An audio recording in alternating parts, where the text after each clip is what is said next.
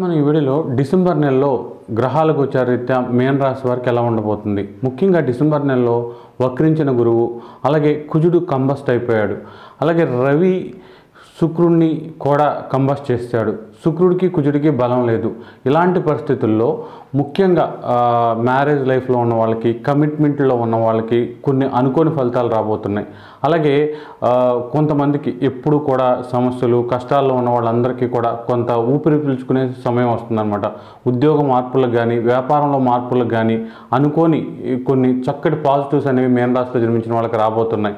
అయితే ఇలాంటి టైంలో మీరు ఎలాంటి నిర్ణయాలు తీసుకుని ముందుకు వెళ్తే ఈ జాతకాన్ని చక్కగా ఉపయోగించుకోవచ్చు అనే విషయాలతో డిసెంబర్ నెల ఫలితాలని మీ ముందు ఉంచుతున్నాం. స్కిప్ చేయకుండా చూడండి. ఎన్నో చోట్ల జాతకం చూయించుకుని ఎన్నో పూజలు చేసి ఇక దేవుడి మీద నమ్మకం లేదు, నా రాత మారదు, అప్పుల బాధలు కానీ, బిజినెస్ ప్రాబ్లమ్స్ కానీ, ఉద్యోగంలో సమస్యలు కానీ, పెళ్లి వల్ల, ప్రేమ వల్ల మోసపోవడం, దారుణంగా వేరే వ్యక్తుల వల్ల ఇబ్బంది పడడం, ఇలాంటి సమస్యలకు కూడా పరిష్కారం దొరుకుతుందా?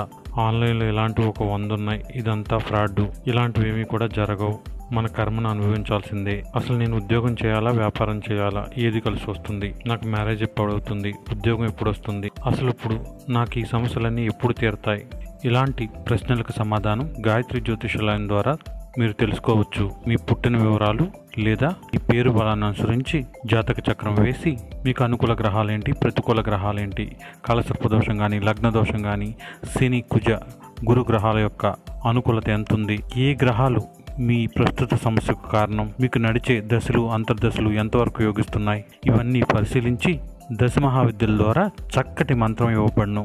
అది చదివిన ఒక 4 వారాల నుంచి మీ జీవితంలో స్పష్టమైన మార్పు కనిపిస్తుంది. ఇంకా చక్కటి డెవలప్మెంట్ కోసం ఇండియాలో కొంతమందికే తెలిసిన సీక్రెట్ బుక్ మెథడ్ ద్వారా కూడా పరిష్కారం చూపబడును.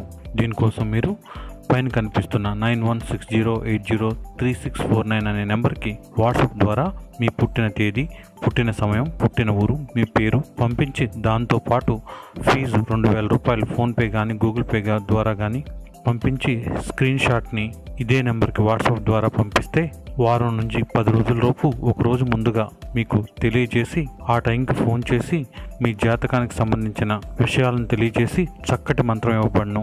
4 వారాల తర్వాత తప్పకుండా మీ జీవితంలో స్పష్టమైన మార్పు కనిపిస్తుంది. గాయత్రి జ్యోతిషాలయం యూట్యూబ్ ఛానల్ ఎంతగానో ఆదరిస్తున్న మీన రాశి వారందరికీ కూడా మా కృతజ్ఞతలు తెలియజేసుకుంటున్నాం. ఈరోజు ఈ వీడియోలో గ్రహాల గోచారరీత్యా డిసెంబర్ నెలలో మీన రాశి వారికి ఎలా ఉండబోతుందనే విషయాన్ని తెలుసుకునే ముందు మీ యొక్క గ్రహస్థితిని కనుక మనం డిసెంబర్ నెలలో పరిశీలించినట్లయితే మీ రాశిలోనే శని సంచారం జరుగుతుంది. గురువు పంచమంలో 6వ తారీఖు వరకు, 6వ తారీఖు నుంచి 4వ స్థానంలోకి, చతుర్థంలోకి వస్తున్నాడు. కేతు మాత్రం 6వ స్థానంలోనే ఉన్నాడు. అలాగే అష్టమంలో ఉన్న బుధుడు 3 రాశులు మారుతున్నాడు అనమాట. అంటే వక్రీకరించాడు బుధుడు, వక్రత్యాగం చేయబోతున్నాడు.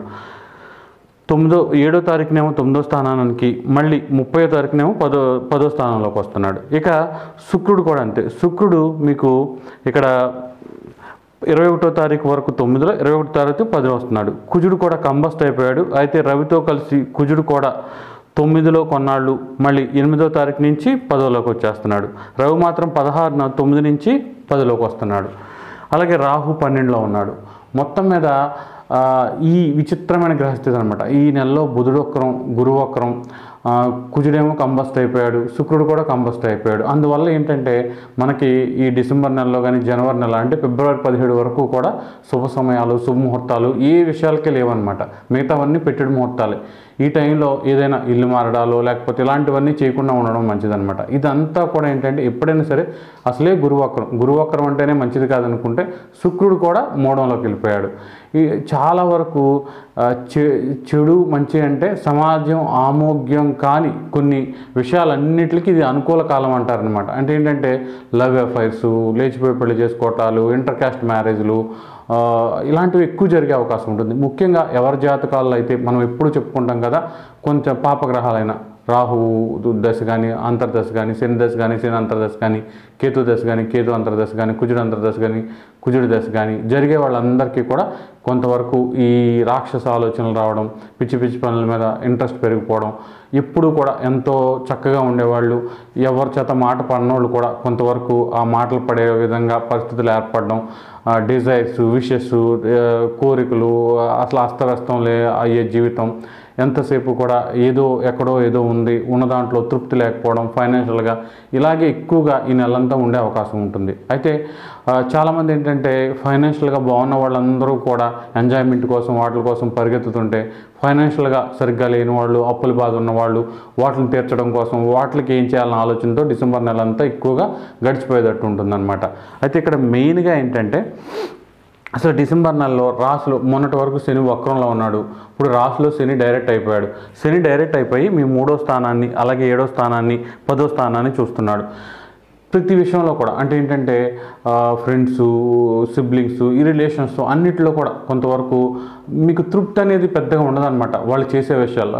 అయితే బయట మనుషులందరూ అలాగే ఉన్నారు, మనకి పెద్ద తృప్తి రాదు అన్నట్టుగా ఉండాలి. ముఖ్యంగా 7వ స్థానాన్ని చూడడం వలన కూడా భార్యాభర్తల మధ్య, ఇష్టమైన వాళ్ళ మధ్య, వాళ్ళ ఫ్రెండ్స్ కావచ్చు, లవర్స్ కావచ్చు, ఎఫ్ఐఆర్స్ కావచ్చు, ఏవైనా సరే వాళ్ళ మధ్య కూడా చిన్న చిన్న డిస్టర్బెన్స్లు రావడం, అపార్థాలు, గొడవలు ఎలా ఉండే అవకాశం ఉంటుంది. ఇక్కడ మెచ్యూరిటీతో ఆలోచించడం, మీకు మీరుగా ఆ రిలేషన్లో గొడవలు బయట పెట్టుకోవడం, ఉన్నప్పుడు విలువ తెలియదు అనమాట. కాబట్టి వాళ్ళు లేకపోతే మనం ఎలా ఉంటామో ఆలోచించుకోకుండా కనుక మీరు అనవసరంగా గొడవలు పెట్టుకోవడం, అనవసరంగా తగాదాలు పెట్టుకోవడం, ఓవర్ పొస్టివ్నెస్కి వెళ్ళిపోవడం, అనుమానాలు ఎక్కువైపోవడం, ఇలాంటివి ఎక్కువ జరిగే అవకాశం ఉంది.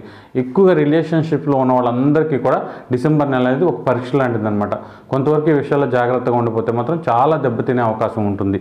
ఇక 10వ స్థానాన్ని చూడడం వల్ల కూడా ఉద్యోగంలో దోబూచులాడుద్ది అనమాట. ఉద్యోగం మీకు ఉద్యోగం ఉంది, లేదు ఉద్యోగంలో ఏదో ఒక సమస్యలు, చుట్టూ ఉన్న వాళ్ళతో ఏదో సమస్యలు, కానీ ఇవన్నీ కూడా మీరు మెంటల్గా స్ట్రాంగ్గా ఉంటే ఎఫెక్ట్ చూపించే అవకాశం చాలా తక్కువగా ఉంటుందన్నమాట. మీరు మెంటల్గా వీక్గా ఉండడం, అక్కడ జరిగే విషయాలతో మీరు కూడా తలకిందులైపోవడం, చిన్న చిన్న గాసిప్స్, వాళ్ళు ఎలా చేశారు అలా చేశారు, ఒకప్పుడు అసలు ఇంట్లో ఉన్న భార్యాభర్తలకి పట్టలేదు, బయట వాళ్ళు నలుగురితో కలిసి ఉంటే రకరకాల సమస్యలు వస్తాయి. అవన్నీ కూడా మెంటల్ మెచ్యూరిటీతో ఆలోచిస్తే మాత్రం ఏ సమస్య ఉండదు. ప్రతిదాన్ని పట్టించుకుంటూ నన్ను ఎలా అన్నాడు, ఆడు ఎలా అన్నాడు, ఈడికాడు ఆడిగిడి చెప్పుకుంటూ ఇలా ఉంటే మాత్రం మీకు మనశ్శాంతి ఉండదు, నైట్ నిద్ర పట్టదు, చాలా చిరాగ్గా ఉంటుందన్నమాట. అయితే ఇక్కడ మంచి పాజిటివ్ ఏంటంటే ఇక్కడ చూడండి, మీకు 6వ స్థానాధిపతి అయిన రవి, అలాగే 8వ స్థానాధిపతి అయిన శుక్రుడు ఇద్దరు కూడా 9, 10 స్థానాల్లో సంచరిస్తున్నారు. ఇది చాలా మంచిదన్నమాట. ఎప్పుడైనా సరే 10వ స్థానంలో ఇలా పాప స్థానాధిపతులైన రవి అలాగే శుక్రుడు సంచరించడం అనేది చాలా మంచిది. ఎందుకంటే ఎప్పుడైనా సరే వాళ్ళు పాప రాశుల్లో కాకుండా కొంతవరకు రవికి ఇష్టమైన రాశి, కుజుడికి సంబంధించిన వృశ్చిక రాశి, గురువుకు సంబంధించిన ధనుసు రాశిలో సంచరిస్తున్నాడు. నేను ఇది అవ్వాలనుకుంటున్నాను అంటే పొలిటికల్గా మంచి సక్సెస్ తెచ్చుకోవాలనుకుంటున్నాను, ఉద్యోగంలో మంచి పేరు తెచ్చుకోవాలనుకుంటున్నాను, నేనేంటో నిరూపించుకోవాలనుకుంటున్నాను, స్పోర్ట్స్లో నిరూపించుకోవాలనుకుంటున్నాను, ఫైనాన్షియల్గా నిరూపించుకోవాలనుకుంటున్నాను, ఏదో ఒకటి చేసి నిరూపించుకోవాలనుకుంటున్నాను. ఇలా ఒక ఎయిమ్తో ముందుకు వెళ్ళే ప్రతి ఒక్కరికి కూడా ఇది చాలా మంచి టైం అనమాట. మనం ఆల్రెడీ కంబస్ట్ గురించి అంటే కుజుడు ఒక 7 నెలల పాటు కంబస్ట్ అయిపోతున్నాడు, బలం లేకుండా ఉంటున్నాడు, దాని గురించి సపరేట్ వీడియో కూడా చేసామన్నమాట. కాబట్టి కుజుడు బలం తగ్గడం చాలా చాలా ప్లస్ అనమాట. మీరు మీ క్రియేటివిటీని అంతా ఉపయోగించండి. లక్ బాగుంది, హార్డ్ వర్క్ లేకుండా లక్ అనేది రాదనమాట. కాబట్టి కొంచెం హార్డ్ వర్క్ చేస్తే లక్ కూడా ఉపయోగపడి మీరు చాలా వరకు మంచి ఫలితాలు పొందే అవకాశం ఉంటుంది. ఎక్కువసార్లు ట్రై చేయండి. గురువక్రంలో ఏంటంటే నెంబర్ ఆఫ్ టైమ్స్ ట్రై చేయాలి, అంతే తప్ప మనం ఒకసారి వెళ్ళి అడగగానే వాళ్ళు మనకి అడిగిన ఇచ్చేస్తారు, లేకపోతే దేవుడికి ఒకసారి దండం పెట్టగానే జరిగిపోతే అనుకోవద్దు. నెంబర్ ఆఫ్ టైమ్స్ ట్రై చేయండి, ఎంత ఎక్కువసార్లైనా ట్రై చేయండి. నాకు ఇది కావాలనుకుంటే గట్టిగా ట్రై చేయండి, ఖచ్చితంగా జరిగిద్ది అనమాట. ఇక కుటుంబ విషయాలకు వచ్చేసరికి కొంతవరకు మీరు ఓర్పుతో ఉంటే, గొడవలు లేకుండా ఉంటే, మీరు ప్రతిదాని పిల్లల మీద అరిసేయడం, భార్య మీద అరిసేయడం, భార్య అయితే భర్తల మీద అరిసేయడం, ఇలాంటివి చేయకుండా కొంతవరకు జాగ్రత్తగా ఉంటే కుటుంబ జీవితం ప్రశాంతంగా ఉంటుంది. తృతీయ స్థానానికి సంబంధించిన శుక్రుడు కొంతవరకు 3వ ఉండడం వల్ల ఫ్రెండ్స్, అన్నదమ్ములు, అక్కచెల్లెలతో రిలేషన్స్ విషయంలో కొంతవరకు ఓవర్గా ఏదన్నా జరిగితే రియాక్ట్ అవ్వకుండా కామ్గా ఉండడం చాలా చాలా మంచిదన్నమాట. ఇక 4వ స్థానంలో గురువక్రం జరుగుతుంది. రియల్ ఎస్టేట్ రంగం కానీ ఏదైనా అమ్మడం, కొనడం ఇలాంటి వ్యాపారాలు చేసే వాళ్ళందరూ కూడా ఎక్కువ ప్రయత్నాలు చేయాలి. ఎప్పుడైనా మీరు డల్ అయ్యారంటే ఈ డల్ అయిన సమయాన్ని ఇంకా 4 రెట్లు ఎదగడానికి ఎలా ఉపయోగించుకోవాలని ఆలోచించాలి తప్ప నాకు వ్యాపారం జరగట్లేదు, నేను ఎలా అప్పులు కడతాను, నేను ఎలాగ ఈఎంఐలు కడతాను ఇలా అనుకుంటే ఎప్పటికైనా మీరే కట్టుకోవాలన్నమాట. అలా భయపడకుండా ఎలా ముందుకు వెళ్ళాలని ఆలోచన చేస్తే చాలా మంచిది. దానివల్ల తప్పకుండా మంచి ఫలితాలు వస్తాయి. పంచమాధిపతి అయిన చంద్రుడు, అక్కడ గురువక్రం ఉంది, చాలా వరకు లక్ చక్కగా ఉంటుంది. ఇంకా కేతువు 6లో ఉన్నాడు, 6వ స్థానాధిపతి 9, 10లో సంచరిస్తున్నాడు. ఆరోగ్యపరంగా మీరు ఏదన్నా తినకూడని తిండిలు తినడం, వేసుకోగానే మందులు వేసుకోవడం, వేడి చేసేవి ఎక్కువగా తీసుకోవడం, ఇలాంటివి చేయకుండా ఉంటే ఆరోగ్యం బాగానే ఉంటుంది. మీరు తెచ్చుకున్న ఆరోగ్య సమస్యలు తప్ప ఉన్న ఆరోగ్య సమస్యలన్నీ చక్కగానే ఉంటాయి. ఇక సప్తమాన్ని కొంతవరకు శని చూడడం వల్ల ఇంతకుముందు చెప్పేసుకున్నాం, జాగ్రత్తగా ఉండాలి రిలేషన్షిప్ విషయంలో. ఇక అష్టమంలో బుధుడు ఉన్నాడు.